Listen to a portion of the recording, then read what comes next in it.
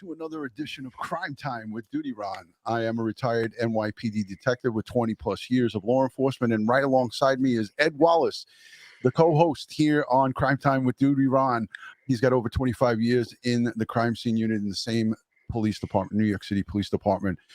I want to say a special thank you to my Patreon supporters, my channel members, and all the folks who positively interact in all of our live streams, leaving messages, leaving comments. Your interactions are greatly appreciated. And Ed and I, we stay busy answering these things, don't we, Ed? Oh, we do. We do. Yeah. Today, we're going to talk about Brian Laundrie and the backpack, along with his notepad and forensic anthropologist. Ed and I have been working behind the scenes. We speak almost every day, sometimes 3 or 4 times a day, as a matter of fact. But we have been speaking. Ed is working on getting a forensic anthropologist. You want to tell the audience a little bit about what we're working on, Ed, for upcoming show?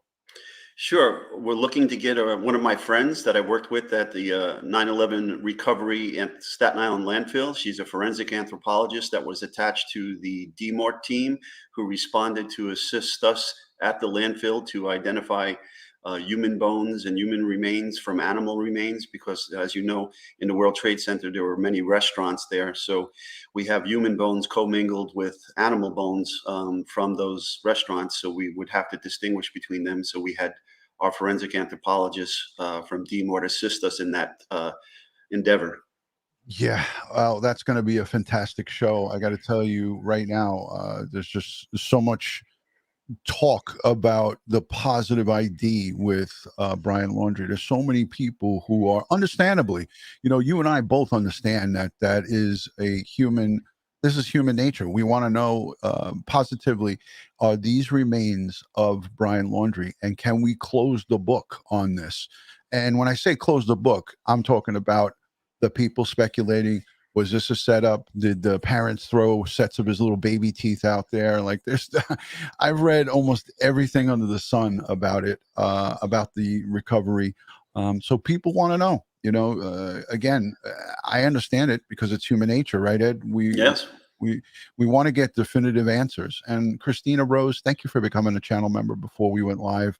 I also want to say thank you to the super chat that came in there. Let me grab it real quick. Danielle Cole sends in a super sticker for $10. Thank you so much for that.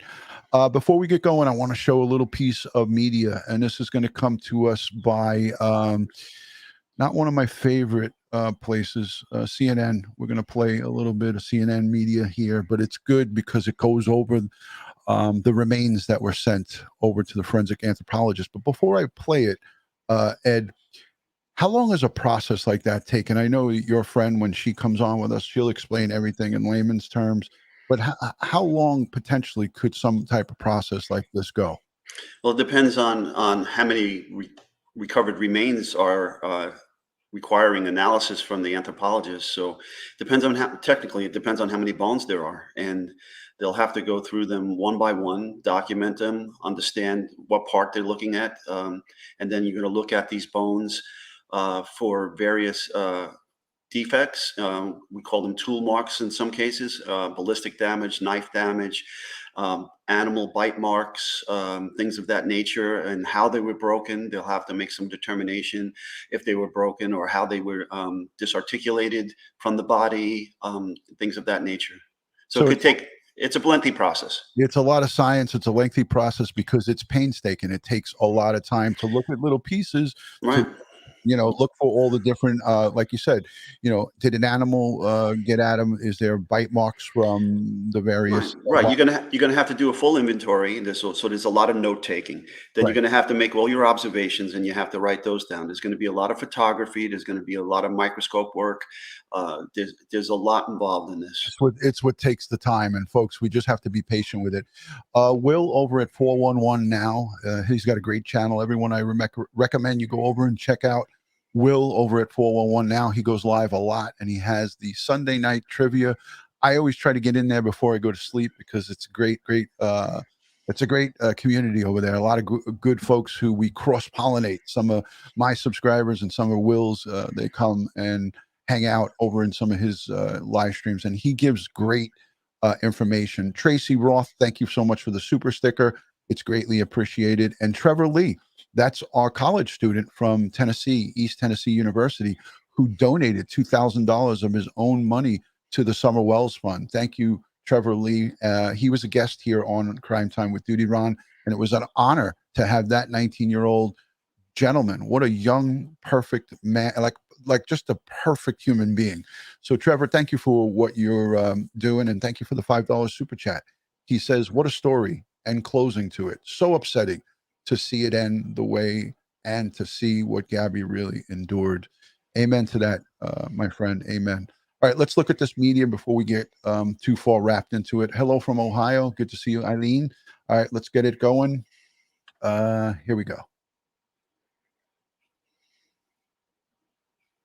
Let me know if the audio is good on this, folks, please.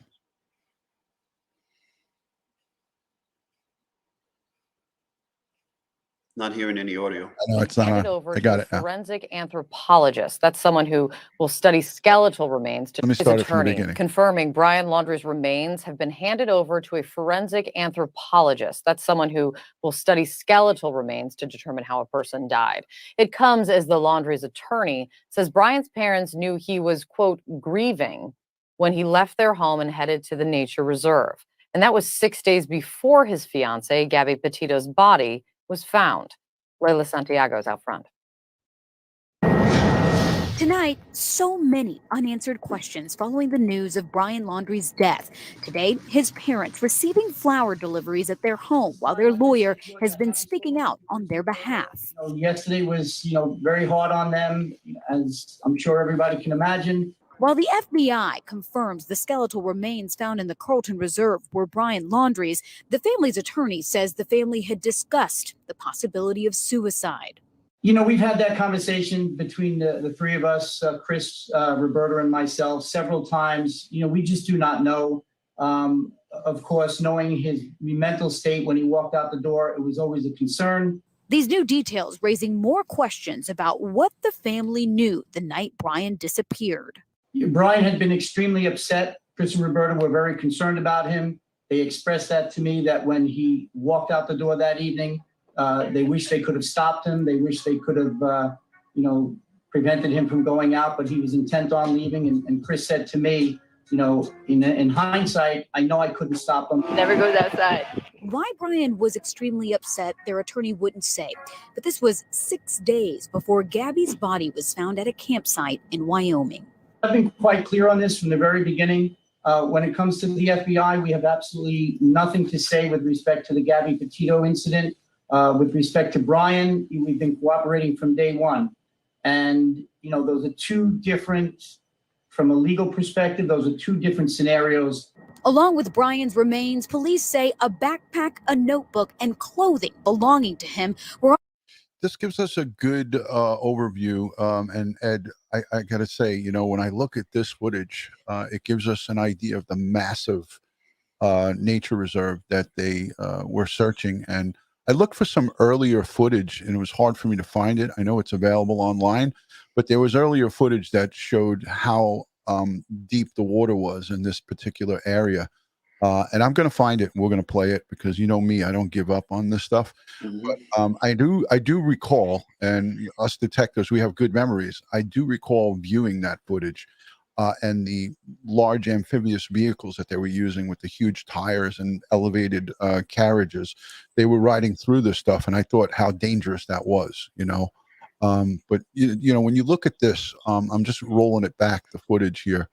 When you look at this reserve that they were searching through, just a massive amount of acreage. Police say a backpack, also, a notebook, and clothing. Also massive areas where there's wildlife. So we'll let the rest of this play. Provide any answers about what happened to his fiancee, Gabby Petito, is still unknown. The notebook, a possible key to so many unanswered questions as to what happened to Brian and Gabby. But finding those clues could take time. That will need to be processed. We want to make sure that that's handled as carefully as possible. You only get one shot at these types of items. To hurry up and, rifle through that, potentially damaging it would not be helpful. As for how Brian Laundrie died, that remains an unanswered question. Were there any weapons found? I can't get into that information. Okay, pretty interesting there. It just brings me to my next point that we spoke about, Ed. And before we went live, we spoke briefly. I have reached out to some Florida wildlife. It's a couple. They do the Florida's Wildest Rescue. Gabby Nicole and Chris Gillette from Florida's Wildest.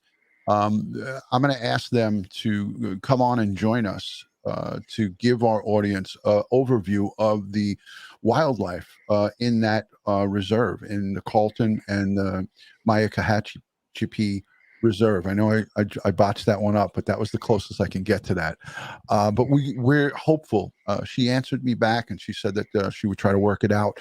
So I think we're going to get them on to supplement our audience and to supplement our forensic anthropologist. And I think that'll be a good. I think that'll be a good educational piece of information because everyone's curious about it. Yeah, and rightfully so.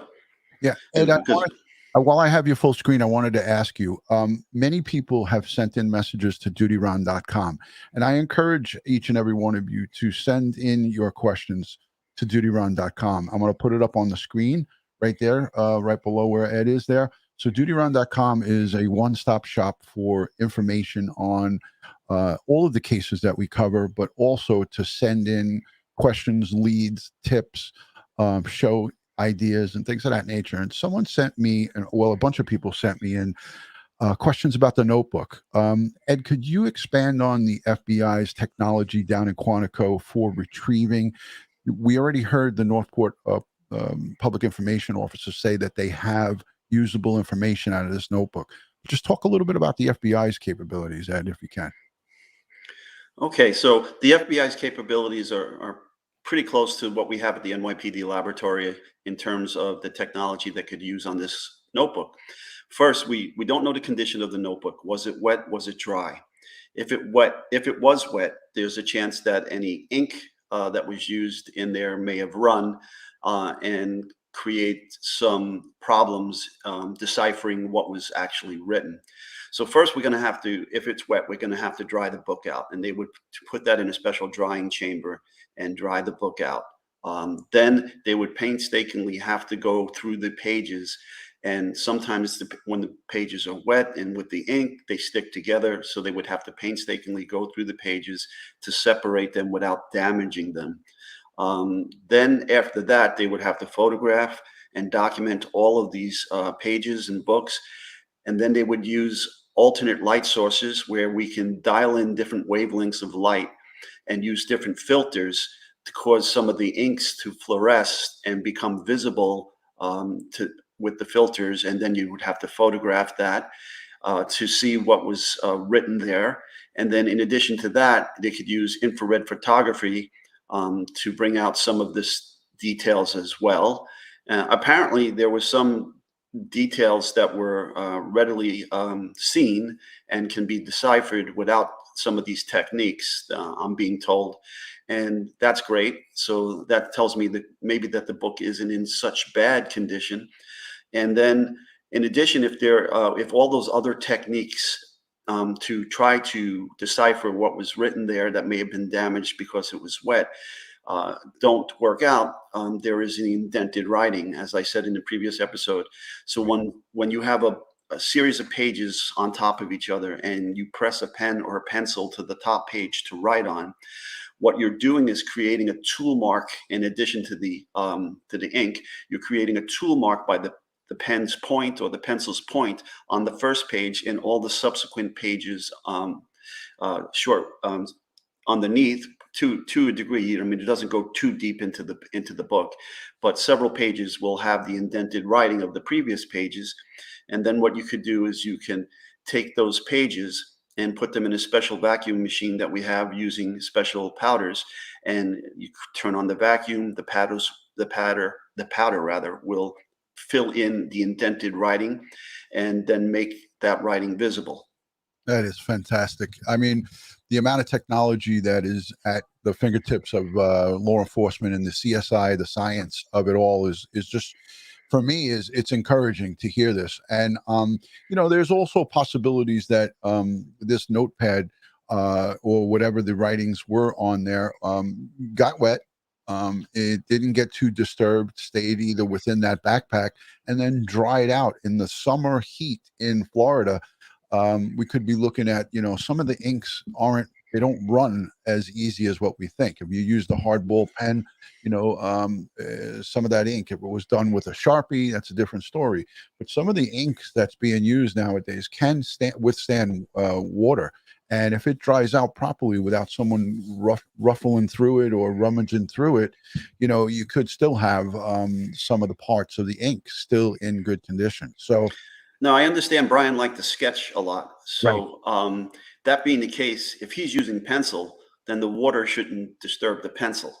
Right. So it's typically the inks that could be an issue with water. And again, if a permanent marker was used, then that's not going to be an issue either. Right. So there you go. Well, we have some possibilities. And, again, there was no indication from law enforcement that it was completely unsalvageable. It was quite to the contrary. So that's good news. And I feel that they wouldn't put that out if, in fact, that wasn't the case. Again, I'm looking forward to the wildlife folks coming in as well. I mean, it's exciting for me because it would be a learning experience for myself because I'm completely unaware of all the poisonous snakes and all the different things that are out there in these reserves. But these folks, they do this for a living. I watched some of their videos last night and I was actually clenching my fists while I was watching it because I was watching them pick a python out of the alligator alley along the West Coast in Florida. And this boyfriend and girlfriend team went out there and this guy, Chris, it looked like he used all of his strength to muscle this thing out of the water. It was going towards the water, but it was in like high grass. And it was just, for me, I was just on pins and needles watching it. I was giving me an anxiety attack watching it. But yeah, I'm hoping that they'll come on because I think that really they will give us some good education. Joan Pacello, thank you for the $5 super chat. And she says, "Hi, DutyRon. I hope you're feeling better. I never knew identifying handwriting had various techniques." It's always an education with you, Ed. So, well, she brought up handwriting, so I didn't really get into the analysis of handwriting. Well, that's another discipline in forensics that could be used here to validate that, in fact, the writings in this book were Brian's. So you get exemplars from Brian's previous writings, known writings, and then an analyst will compare and contrast the known exemplars with the suspect material in the book and can potentially confirm or eliminate Brian as the source for the writings. In addition, there still may be DNA there. In addition, there may be fingerprints on the papers as well. Water in and of itself doesn't typically destroy fingerprints that have been absorbed into the paper or the DNA. excellent. Hey, how about this next question? This is a fan favorite of mine, Real with Robo. Always supporting and always in the chat. Thank you for that super chat, by the way, Real with Robo. He says, "Ed, can you also shade over the back pages to see what was written, or is it just in movies?" Yeah, he's talking about shading over with like a pencil, where you take the side of the pencil and you rub it across the paper. I believe that's what he's referring to. No, we wouldn't do that. That's just the movies, because now you're literally damaging the evidence and altering it. Excellent. Great question. I appreciate that. Pink Ladybug says, "You gentlemen rock." Thank you so much. Hey, guys, thanks for the accolades in the chat. And Ed and I, it's a pleasure for us to come on here and give an education. And I feel strongly that, what an asset Ed has become to Crime Time with DutyRon, because, I usually have to go out and kind of field the different professionals within the law enforcement community. I go out and I look in my Rolodex and I look into my LinkedIn. But now I got Ed. He's like a walking Rolodex. He's worked in the medical examiner's office for quite a few years, a long time, and did quite a bit of forensics with some of the best, like Barbara Butcher and Dr. Larry. And the names just continue to go on and on. So Ed has a wealth of resources behind him. And it is just weight off my shoulders because I don't have to go out and bird dog to grab people and bring them on. So that's some of the benefits that we have by bringing Ed on. And let me know in the comment section what you think of Ed Wallace and his skill set. I really like to hear your feedback because your feedback is important to me. Brings me on to the next point because we only have 30 minutes here. So we got 10 more minutes. I have some photographs that I want to show and share with you, courtesy of Ed Wallace. He was kind enough to share because some of the folks were asking. Ed, I'll let you take it, Ed. Why Yes. A lot. I go into the chat, especially after we post on YouTube, and I try to answer out all your questions and thank you for your participation. And there's been a lot of questions about my heritage, whether I'm married, and all these things. And I'm going to answer. I like to answer them out. And so to answer some of your questions, I'm going to show you a few photos. Here they come. They're coming, Ed. Boom. Okay, so that's my wife and I, 33 years ago. This is how I got married. I'm going full screen, Ed, if you don't mind. Okay. All right. So people have asked me about my heritage and my last name, and so I'll just say it in the terms of food: haggis, potatoes, and pasta. I got that one pretty good. It's Italian, right? Italian, yes, that's my mother, 100% Italian. Scottish. Scottish, that's correct. And what was the other one? Potatoes? Potatoes. Irish. Irish, that's correct. There you go. Bingo. I'm going to zoom in because I want some of the folks to see. First of all, look at the shoes, look at the getup. Are you wearing any type of undergarments underneath there, Ed? Or is it true that the kilts are always free balling? Commando. Commando. No self-respecting Scotsman would wear underwear under there, especially in a bar, because if you get caught with the underwear on, you got to buy everybody drinks. Oh, that could be costly. What a great picture. It looks like a cruise ship or some kind of a catering hall or something there. Wedding. Oh, beautiful. Beautiful. Excellent. All right, let's take And that. okay, next. You want to keep it? You want me to keep this? No, you can go to the next one. Beautiful couple. I'm going to the next one. Just got to give me a second because I got to minimize it and grab the other one. This one's great. You guys are going to love this picture. Hold on a second. Let me just stop this and then re-add. This picture is this is a gem. I'm loving this one. There we go. All right, we'll full screen on it. Who are these two? Well, we know one of them. We know one. This guy on the right. This is where I met my wife on the job. And we were the first husband and wife, first grade detectives in the history of the police department. And I actually literally met her on a 1013 call, Ron. She was in Brooklyn North. I was in Brooklyn South. And our precinct's bordered by Prospect Park on the Grand Army Plaza in Brooklyn. I know it well. And she was in a 3-person anti-crime team in her command, and I was in a 2-person anti-crime team in the park. My partner and I were specifically assigned to the park to stop the bike robberies that were occurring in there. And when we heard the 13 come over the radio, the call was just outside of the park. So my partner and I responded, and there she was, this 5'1" female Asian police officer. And I watched her in amazement as she was being attacked by a suspect, and she did this ninja move on this guy. He didn't know what hit him. She then had him on the ground and in cuffs, and I was frightened and excited all at once. Wow, unbelievable. What a story, man. So she basically kicked some butt and took some names right in front of you, and you were like, I gotta meet her. I gotta take her out. Yeah, she later there was a scandal in her precinct, and the police department's response to that scandal was to transfer the entire precinct out. And she wound up in my precinct, and I had been out sick because I had damaged my knee in the line of duty and had arthroscopic surgery. And then when I come back to work, she's walking into the command. I knew who she was, and then I said, "Can I help you, miss?" And she said, "I work here."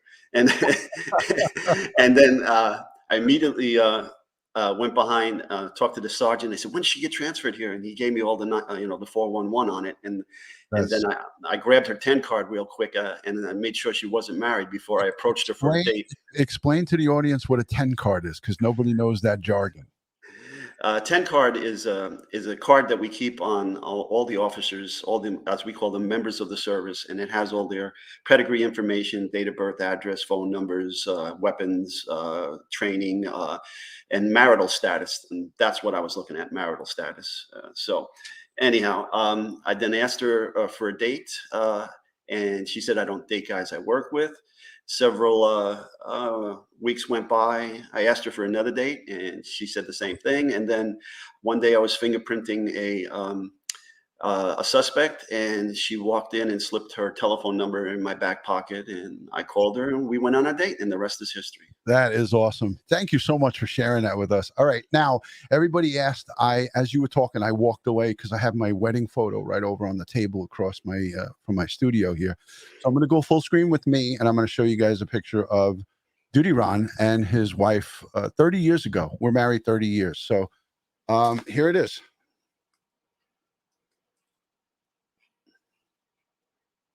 DutyRon and Mrs. DutyRon. Very nice. Love the flowers, love the dress. Awesome. And you had a beard, a goatee. You had a whole going on there, a whole head of hair. Yeah, man. I had a full mange. It was like the Lion King for me. So, but yeah, Mrs. DutyRon and I, 30 years ago, right here, we're sharing this with you guys. I'll upload this picture just like I did with Ed's, and I will share it on a screen. I just wasn't prepared for that. I didn't think everyone was going to say, hey, share your wedding photo. But this is my bride, my beautiful bride. I love her. And we're together a total of 40 years. We dated for 10 before we got married. So yeah, 33 here. Yeah. God bless. I can't wait to have dinner and drinks with you guys. Well, my wife was a major case detective. So at first she was a special victims detective, and I'm sorry, special victims. Sorry, she was a hate crimes detective, and then she moved to major case where she did bank robberies, kidnappings, things of that nature, and she retired from there. And then later she would become a detective for the Richmond County District Attorney's Office in Staten Island. And she loved being an investigator. She was the third female Chinese police officer in the history of the police department. Wow. And she, and she retired as a first grade detective, which is a high honor. I mean, she got it before me. I was always playing catch up to her. So there you go. 2 first grade detectives, husband and wife team. We got to get her to come on and talk maybe about one of our special cases that we do down the road that might involve something with special victims or something like that. Yeah. In fact, I had a few of her case crime scenes that I worked on. So Wow. she was the lead investigator, and I had the crime scene. We could just do a dedicated live stream just about your career and her career. Sherilyn Schofner says, she sends in a super chat and says, can you talk a little bit about your education and what it took for you to end up in the ME's office? Ed, very good question, by the way. Okay, so I came by law enforcement in an unusual manner. My education is I graduated Pratt Institute School of Architecture. So I was working architecture and left it because I wasn't feeling fulfilled. And I am 3rd generation NYPD. So I had 2 generations of my family, starting with my grandfather and uncles and so forth that were members of the NYPD. And so I had taken the test as a backup to college. I took a lot of civil service tests as a backup to college and where I was going. And as I said, I was frustrated. I wasn't feeling fulfilled. So I left architecture and became a cop. And I never looked back. I was never upset with what I did. And I always have the architecture with me. But it was that architecture that helped me get into forensics because of the engineering aspects of my minor was engineering. But the engineering aspects, the math, the physics, the trigonometry, all of this assisted me with learning bloodstain pattern analysis, ballistic trajectory reconstruction, and things of that nature. Plus, we have to draw crime scenes. So one of the things I had to do was help teach how to draft crime scenes to the other crime scene investigators. And there's where your architect came into play, right? So exactly. And so while I fell in love with forensics when a lieutenant came to my precinct in Brooklyn from crime scene. He newly promoted lieutenant, and he started talking to me about forensics, and he thought I would be a good fit for it. So he started giving me books. I started reading these books, and I fell in love with it. So then I started going to courses on my own. Just saying hello to everybody. Oh, okay. I started going courses on my own about various forensic disciplines, and I'm padding my resume. And so to make myself an attractive candidate to go to the crime scene unit, I applied to the crime scene unit. I got picked up, and then from there, I just started going to more and more courses, gathering more and more training and expertise and certifications.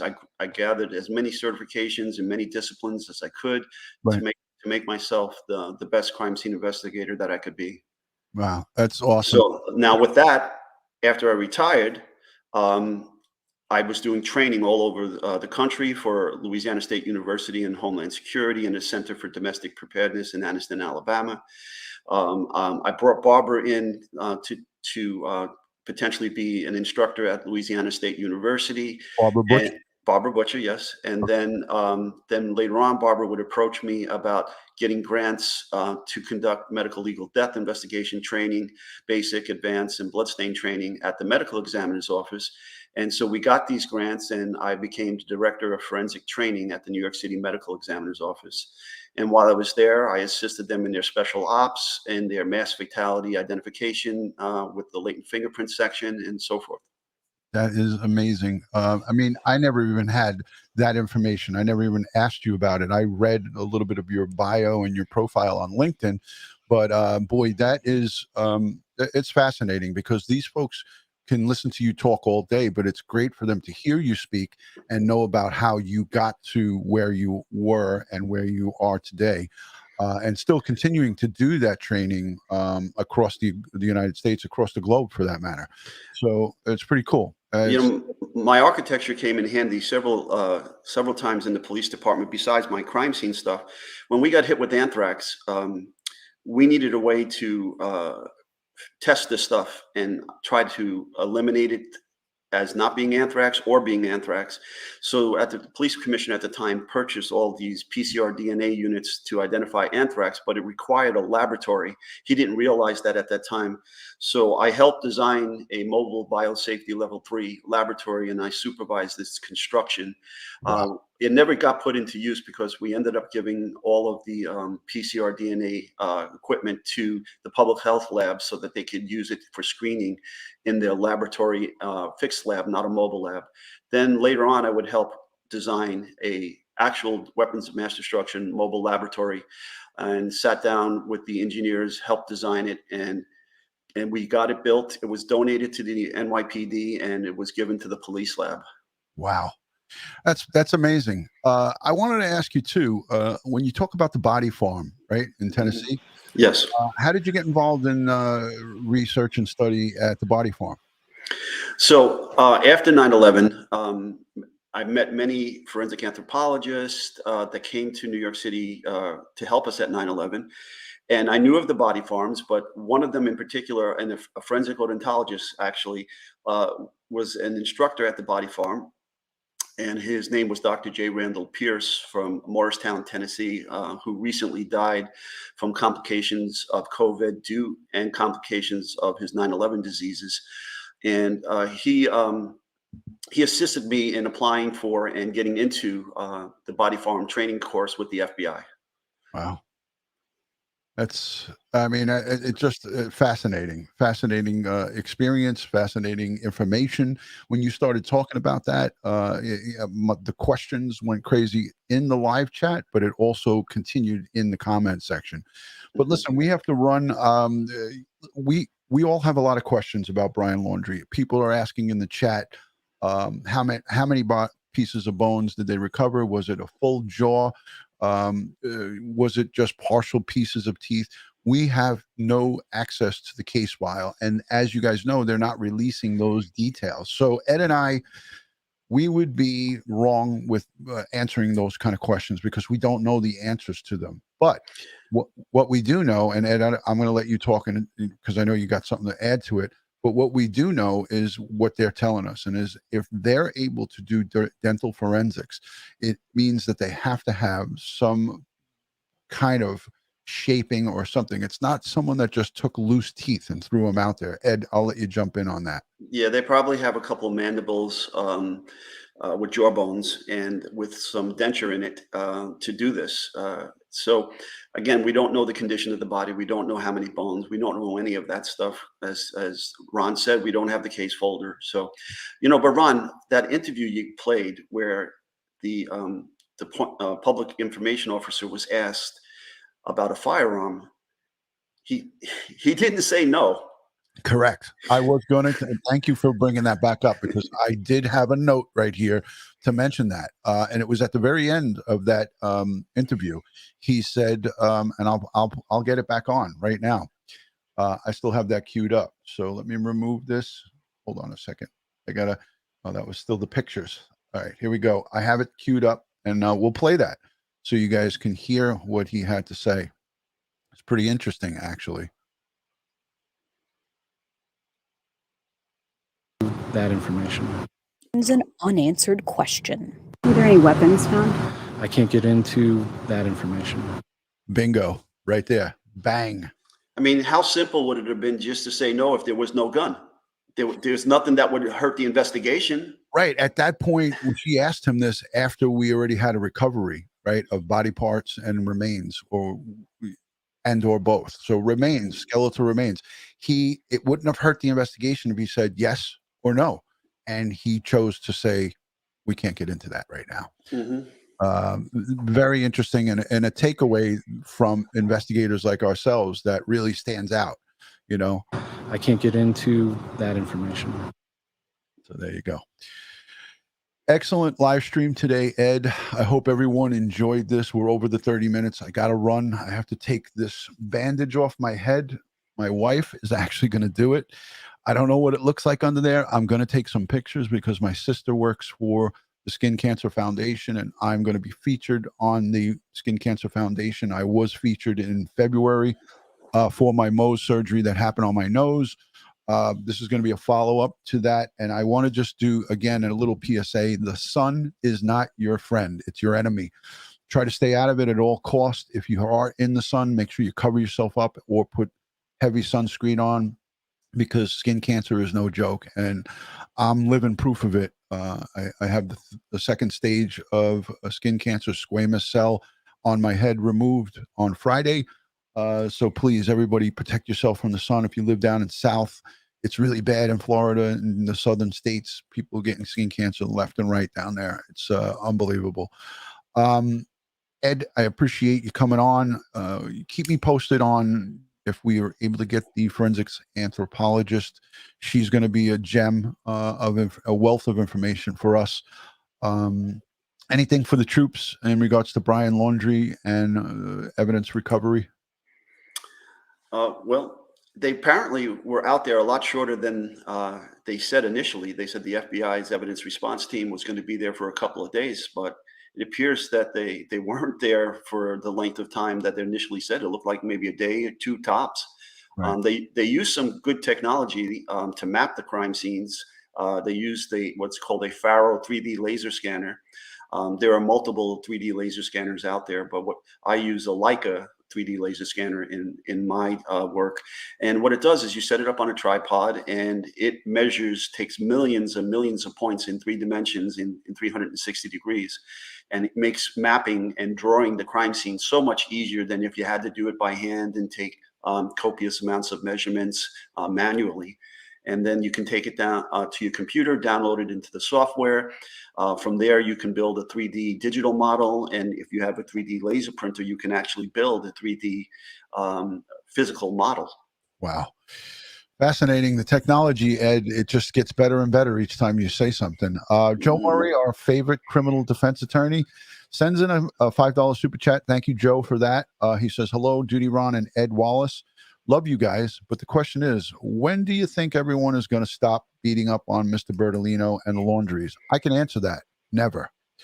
They're just, Mr. Bertolino's given a lot of ammo to some of the folks, and I would have to say the chances of that are slim to none. I got some floodland in Florida I'd like to sell you too. So, but thank you for that question. Joe Murray, one of our favorites. I did a great members only live stream yesterday. You were having a little challenge with your internet. They cut it off on the outside, and then didn't reconnect it back. So I forgot to send you the link. That was my fault. But next members only live stream, it's going to feature me and Ed Wallace. Remember, if you become a channel member, we do Hoppy Hoppy. Good to see you, Hoppy Hoppy. I love that screen name. I always like to say it to myself when I see it come up. Hoppy Hoppy, thank you for joining. Nancy, Eileen, and all the great ones here. But when you join members only, when you join the membership, you get members only live streams, and that is once or twice a month. We're going to probably do it bi-weekly. On a weekend, we'll go live for 30 to 45 minutes, and it will be just for the members, and you guys can ask us anything.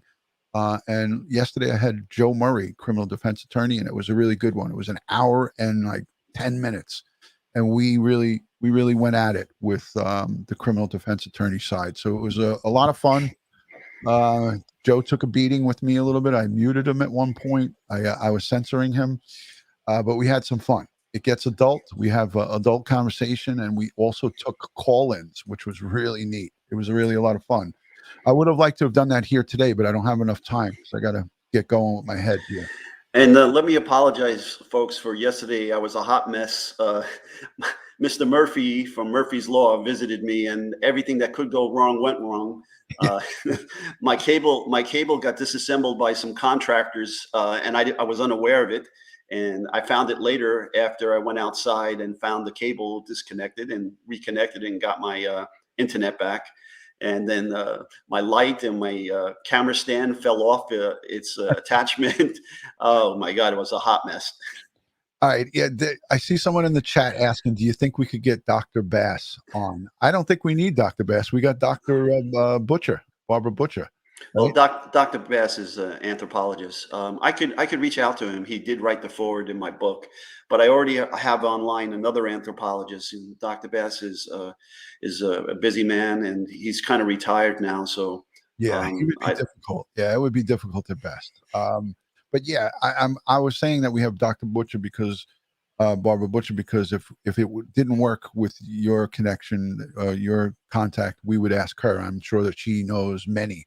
So that's why I was saying she's somebody that we don't like to lean on Barbara that much, but I would definitely call her and say, hey, Barbara, could you grab us somebody? Because I think that's an important conversation for not just us, for the whole true crime community, for everyone to get a little bit of one-on-one personal, like when you get a news report from, say, a Dr. Bass and CNN, NBC, Fox, and these various outlets grab these folks, they take an hour or 20-minute conversation and they loop it into 2 minutes or less. So when we have them come on here with us, it's really a deep sit down. You're really getting to sit down with them and ask them the tough questions. So it is important, and I think it's something that I really want to shoot for. And I have all the confidence in Ed because he gets it done. He gets done. Yeah, he does. I said the S word. But thank you, Ed. All right, guys, as we always like to end these live streams, God bless the world, God bless the United States of America, and God bless each and every one of us here in the chat, and all victims of crime and their families across the globe. Thank you to the replay viewers and people who leave comments. We love the comments. Consider subscribing. Go over to my social media, all one word, DutyRon. We're going to start building up Ed's social media. He's not really that active on it, but we got to light a fire under his butt. But Ed's social media is pretty much right here, and DutyRon.com. If you got questions for Ed or myself, go over to DutyRon.com. I'll put it up on the screen so you guys can see it. All you have to do is put that in your search bar, DutyRon.com. Don't put checkout, but just put DutyRon.com. You don't have to put HTTP www. Just put DutyRon.com and press go. It takes you to the website. There's a section on there to leave a message and say who you want the message for, whether it's me or Ed or both, and we'll take care of it. Guys, I got to run. Thank you, Ed, for taking the time out, and thank you to the viewers. I greatly appreciate you guys. Let's take it away with our outro. Popeye and little Oscar is going to be on there in a minute, and a big thank you to everybody. Good Sunday, everyone. Thank you, Ed.